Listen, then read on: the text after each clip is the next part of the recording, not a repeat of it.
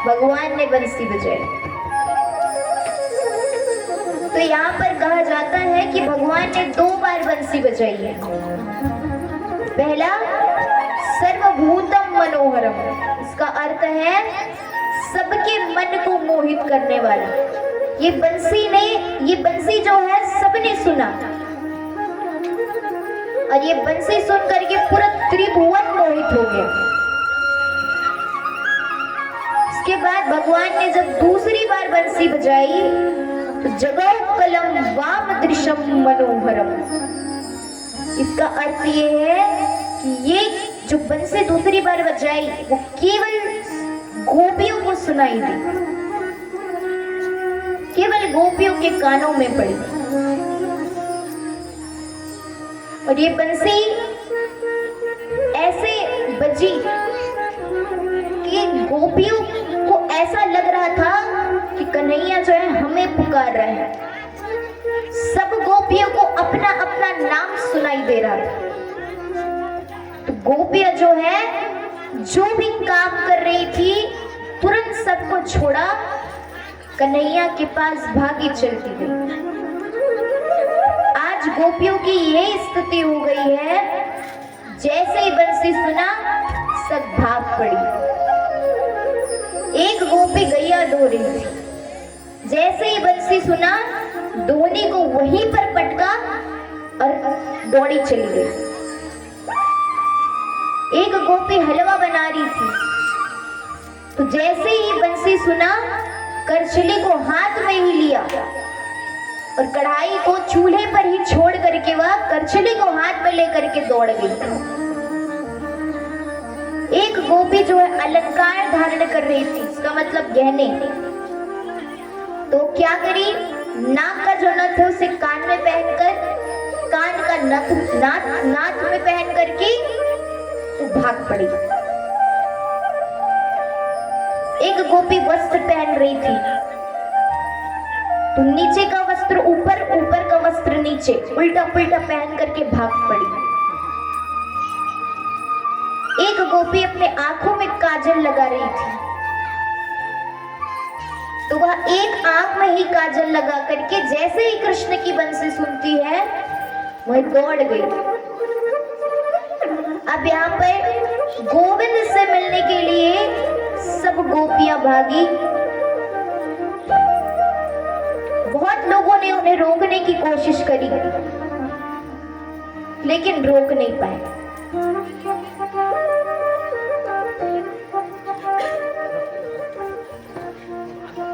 रोक नहीं पाए। अब एक गोपी क्या हुआ, एक गोपी जो है ना बंसी सुनने पर वो भाग रही थी, लेकिन उसके पति ने उसका हाथ पकड़ लिया और हाथ पकड़ के उसे एक कमरे में कैद कर दिया और ताला लगा दिया। वो गोपी सोचती है बाकी जितने भी ब्रज की गोपी हैं वो सब गोविंद का दर्शन करने जा रही होगी। धिक्कार है मेरे शरीर को जो गोविंद के लिए कुछ कर नहीं पाई, जो गोविंद का दर्शन नहीं कर पाएगी और कमरे में कैद बंद रह गई। तुरंत जो है वह आसन पर बैठती है, दे अग्नि उन्होंने प्रकट किया, अपने शरीर को भस्म कर दिया और उनकी आत्मा जो है गोविंद के पास पहुंच गई।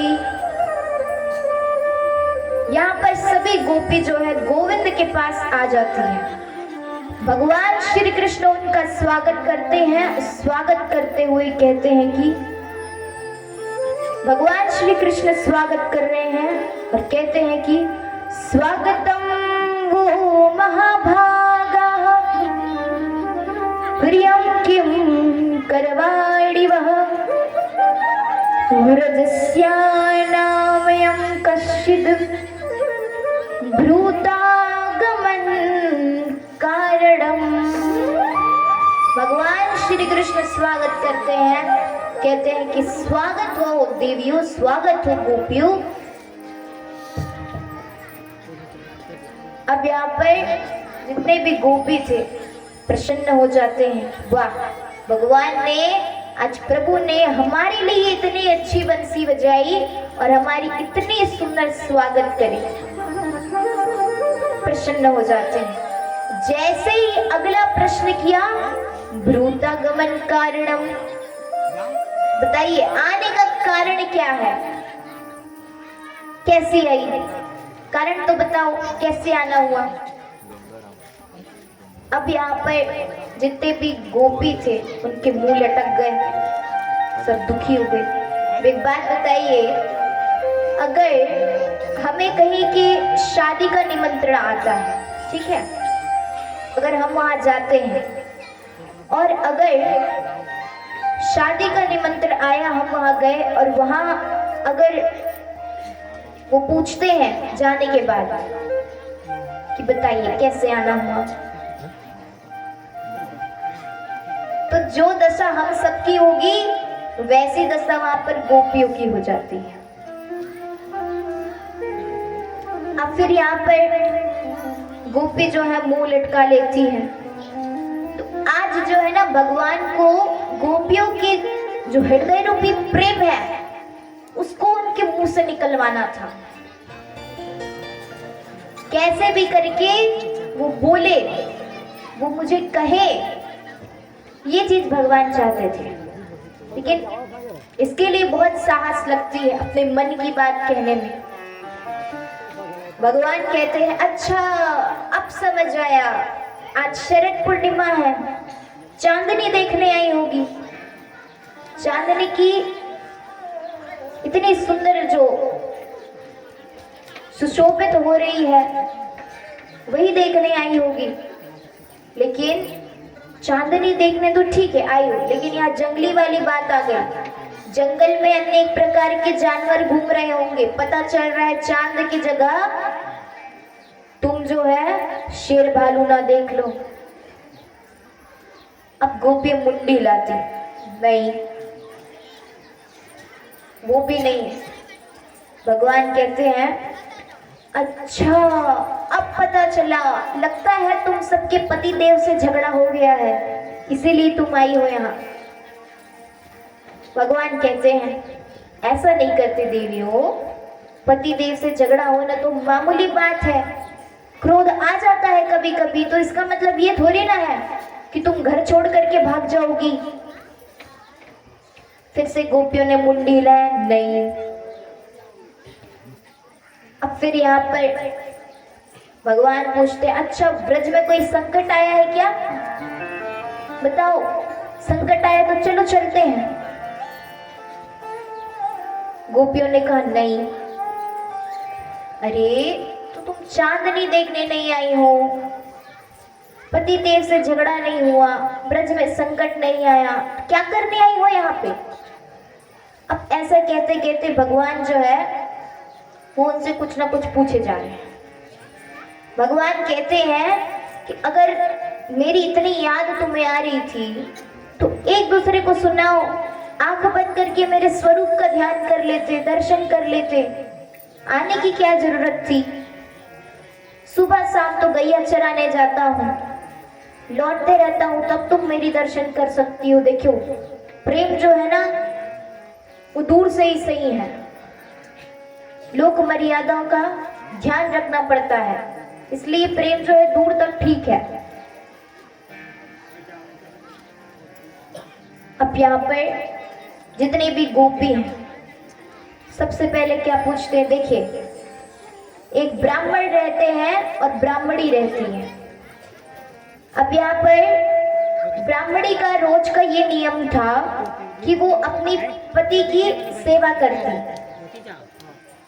पहले उनको भोजन करवाती, स्नान करवाती, उसके बाद स्वयं भोजन करती। अब एक दिन ब्राह्मण को जाना था तीर्थ यात्रा में, तीर्थाटन के लिए उस ब्राह्मण को जाना था। ब्राह्मणी ने कहा कि प्रभु आप अगर चले जाएंगे तो मेरा जो ये व्रत है ये तो भंग हो जाएगा, ये तो टूट जाएगा, कैसे करेंगे। तो ब्राह्मण उनसे बोलता है कि तुम जो है ना, जब तक मैं नहीं आऊं तब तक के तुम मेरी फोटो की सेवा करना, मेरे फोटो में भोग लगा देना, उसके बाद तुम भोजन ग्रहण कर लेना। जब तक मैं नहीं आऊंगा तब तक के तुम मेरी फोटो की सेवा करना, मैं जल्द ही वापस आ जाऊंगा। ब्राह्मणी कहती है ठीक है। ब्राह्मणी जो है रोज वही करती है, वो अपने पति देव के फोटो की सेवा करती है, भोग लगाती है। अब एक दिन क्या है, ब्राह्मणी जो है ना उनके पति की सेवा कर रही थी, भोग लगा रही थी उनके पति के फोटो की। उसी समय दरवाजा खटखटाता है, तो जो ब्राह्मण है वो आ जाता है। अब वो ब्राह्मण कहता है कि दरवाजा खोल, तेरे स्वामी आ गया है। और उसी समय ब्राह्मणी जो है वो फोटो की सेवा कर रही थी। तुम बताओ कि वह स्त्री फोटो की सेवा करेगी कि दरवाजा खोलेगी? उन्होंने कहा, तो ये प्रश्न मैं आप सबसे करती हूँ, वो स्त्री दरवाजा खोलेगी कि फोटो की सेवा करेगी? बोलिए।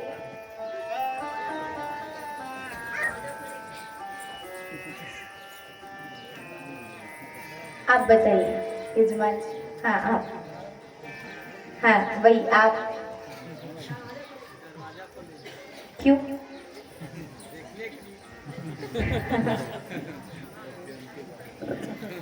देखिए, वो अवश्य ही, जाहिर सी बात है कि वो दरवाजा ही खुलेगी, क्योंकि जब ओरिजिनल आ गया तो डुप्लीकेट की क्या जरूरत है ना?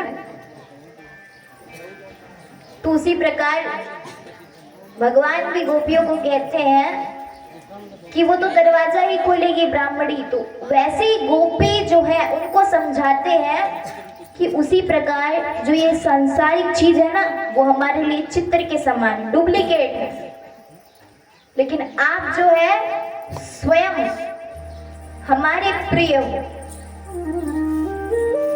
इसलिए